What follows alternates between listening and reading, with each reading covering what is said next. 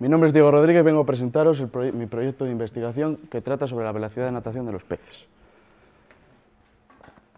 En el índice de mi proyecto quedan definidos los siguientes aspectos: introducción, objetivos, metodología, resultados y conclusiones. En cuanto a la introducción, en este proyecto estudiaremos la velocidad de natación de los peces, la cual es fundamental para ellos, puesto que en los ríos hay numerosas barreras que los peces deben de superar si quieren asegurar la existencia de su especie. La velocidad de natación es importante para todos los peces, pero sobre todo para los peces migradores. Para estudiar la velocidad de natación de los peces diseñaremos un canal de nado por el cual el pez nadará voluntariamente contra un caudal determinado, el que estimamos nosotros. Para este proyecto hemos utilizado dos especies de peces, barbos y bogas. Para identificar a cada pez hemos utilizado un microchip llamado PIT. Además, en el canal hemos instalado una serie de antenas para que cuando el pez atraviese una de estas nos envíe el número del PIT del pez que ha conseguido superarla. Además, tenemos una serie de cámaras instaladas que grabarán los movimientos de los peces. Aquí tenemos un ejemplo de una barrera que puede encontrarse en cualquier río que los peces deben de superar. En cuanto a los objetivos, el objetivo principal de nuestro proyecto es testar un prototipo que permita medir la velocidad de natación de los peces. Para ello diseñaremos un circuito donde se estudiarán estas velocidades. Otro objetivo de nuestro proyecto será, a través del estudio de las muestras de peces, obtener los valores de velocidad de natación y tiempo de fatiga de cada pez, que variarán dependiendo de la velocidad de flujo a la que se enfrente el pez y del tamaño y la longitud del pez. En cuanto a la metodología, empezamos con una conducción de nado que estará formado por una bomba de agua, como se ve aquí, que expulsará el caudal del agua según estimemos nosotros. Normalmente el caudal que expulsamos es de 1,5, 2,5 o 3 metros por segundo. Además, está formado por un tubo transparente por donde descenderá el agua y por donde ascenderán los peces. Sobre este tubo estarán instaladas las antenas y las videocámaras que expliqué anteriormente. Finalmente, la conducción de nado está formada por un estanque donde se encuentran los peces. En cuanto a la instrumentación, para medir la distancia que alcanzaban los peces hemos utilizado dos sistemas, el sistema de telemetría y el sistema de videocámaras. El sistema de telemetría se basa en el microchip PIT que expliqué anteriormente, que sirve para identificar a cada pez. Y el de videocámaras en cámaras que grabarán todos los movimientos de estos peces. Aquí tenemos una imagen donde se muestra dónde instalan el microchip al pez y cómo envía el PIT las señales a las antenas. En cuanto a la muestra de peces, los peces fueron capturados mediante la pesca eléctrica y se pescaron dos especies de peces, los barbos y las bogas, aunque había un mayor número de barbos. Aquí tenemos un ejemplo de un barbo y ahí un ejemplo de una boga. Los ensayos consistieron en 3 experimentos con 3 velocidades de flujo diferentes, que fueron de 1,5, 2,5 y 3 metros por segundo. En cada experimento la muestra de peces se dividió en 2 grupos de tamaños más o menos similares. En cuanto al análisis de datos, los valores obtenidos en los ensayos se introdujeron en unas fórmulas que explicaré posteriormente que nos dieron los datos definitivos del proyecto. Estos datos fueron recogidos y ordenados en una tabla de Excel donde quedaban definidas la distancia máxima recorrida, el tiempo de fatiga y la velocidad de natación de cada pez. Para obtener dichos datos se consideró un único intento para cada pez por experimento, escogiendo aquel en el que el pez alcanzaba mayor distancia, e incluyendo covariables ambientales como pueden ser la velocidad de flujo o la temperatura del agua y covariables biométricas como son la longitud y la masa del pez. Además, consideramos el factor de forma Fulton que relaciona la masa y la longitud del pez. Los ascensos en los que el pez alcanzó la última antena se tomaron como nulos por la sencilla razón de que el pez podría haber alcanzado mayor distancia, pero nuestro canal no se lo permitía.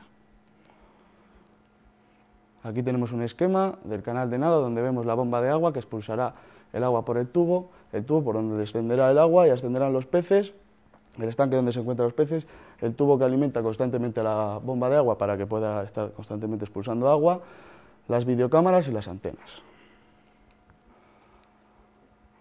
Como dije antes, los valores obtenidos en los ensayos fueron introducidos en estas fórmulas para obtener los valores definitivos de la distancia máxima, tiempo de fatiga y velocidad absoluta de nado. En cuanto a los resultados, hemos hecho un estudio con gráficas donde se relaciona el tiempo de fatiga en función de la velocidad de flujo, tanto para barbos como para bogas. Podemos observar que estos gráficos son muy similares, con la única salvedad de que en los barbos hay más picos porque había mayor número de barbos que de bogas. Observamos que a mayor velocidad de flujo, menor es el tiempo de fatiga, o sea, menor resistencia tendrán los peces. Otro resultado será la velocidad de natación en función de la velocidad de flujo. La velocidad de nado siempre tiene que ser mayor que la velocidad de flujo, porque si la velocidad de flujo fuese mayor, el pez no podría recorrer ni un solo milímetro porque le llevaría la corriente. Como podemos ver, estas gráficas, el barbo y la boga, vuelven a ser similares. Aquí hemos realizado un gráfico de regresión en donde relacionamos la variable de peso del pez con la longitud del pez. La línea azul nos muestra la línea de regresión, las líneas verdes nos muestran los intervalos de confianza y la línea marrón los intervalos de predicción. Los peces que se encuentran muy alejados de los intervalos de predicción nos indican los peces que están más gorditos o más delgados.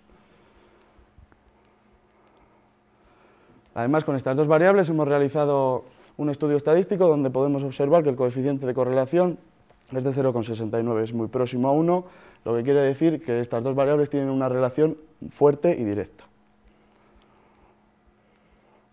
Aquí tenemos otras dos gráficas donde relacionamos la distancia máxima con la velocidad de flujo. Estas dos gráficas vuelven a ser similares y tienen una cierta relación con la gráfica anterior de tiempo de fatiga frente a velocidad de flujo, puesto que a mayor velocidad de flujo, menos distancia es capaz de recorrer el pez, ya que menos resistencia tendrá y entonces no podrá recorrer más espacio.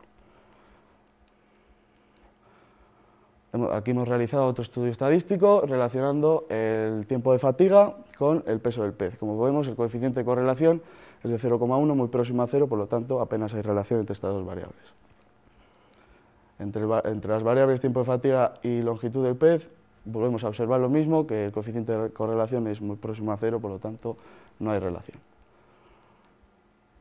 Ahora hemos explicado los diagramas de caja y bigotes de cada una de las variables. Los diagramas de caja y bigotes nos indican los cuartiles de los datos.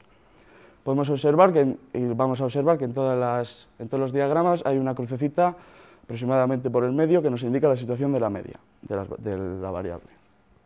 Como observamos en el peso del pez, hay algunos peces que no es capaz de abarcar el diagrama y eso se explica porque los peces están demasiado gordos como para ser abarcados por o la caja o los bigotes de ese diagrama.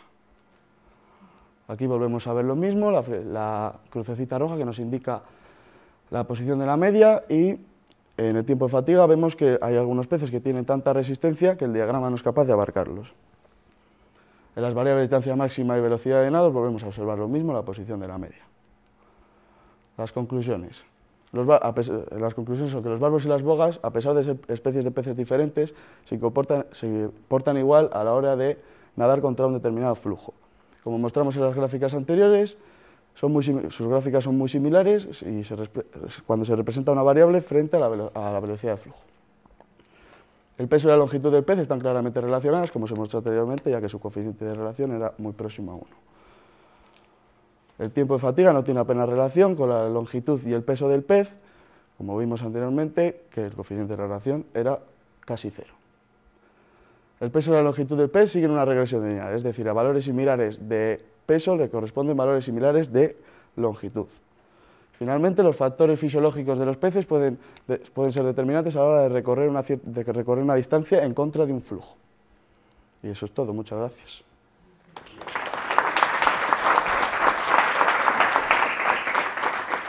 Si hay alguna pregunta. Bueno, pues en primer lugar felicitarte por el trabajo, porque es un tema interesante y lo has expuesto muy bien. Y al escucharte hablar, sí que me surge una pregunta de la importancia que tienen estos resultados. De cara, como tú dices, los peces tienen que atravesar a veces obstáculos en el curso de los ríos y muchas veces las distintas especies de peces podrían tener distintas necesidades, pero sin embargo tú demuestras que dos especies muy distintas, sin embargo en su comportamiento se comportan igual. Entonces, ¿cómo de importante es eso? Pues es muy importante porque si solo se quedaría una especie migrando, las otras morirían y solo una especie de un tipo de pez en los ríos no sería bueno para el ambiente, o sea, para el ecosistema de los ríos. De ahí la importancia entonces de que un buen diseño de esos canales permitan el paso de muchas especies de peces, aunque sean muy distintas, ¿no? Pues por mi parte nada más. Luego tu tutor tendrá ocasión de hablar con los miembros del tribunal para destacar tu trabajo. Gracias. Valentín, no sé. Sí, ¿qué información nos aporta ese gráfico que nos has mostrado de masa del pez frente a longitud del pez respecto de la velocidad? Pues hemos realizado ese estudio porque nos aporta las condiciones físicas de los peces, es decir, si están gordos, un poco gorditos, en buena forma o delgados. Además, nos permite comparar peces de la misma especie y eso nos beneficia a la hora de crear los dos grupos que hablé antes en el apartado de ensayos para hacer los ensayos y obtener los valores de los datos del proyecto. Muy bien. Bueno, yo darte la enhorabuena, me parece también, como Carolina, un tema muy interesante. Yo tengo una curiosidad más que una pregunta. Los dos ejemplares de peces que has tratado, que has estudiado, ¿les habéis elegido de forma arbitraria o por alguna razón? No, yo creo que sí, lo tenía condicionado. A mí me dijo mi tutor que eran esos dos peces porque eran migradores y eran fáciles, o sea, había abundancia en el río y se podían capturar bien, se podían pescar bien. Muchas gracias. Muy bien, fenomenal.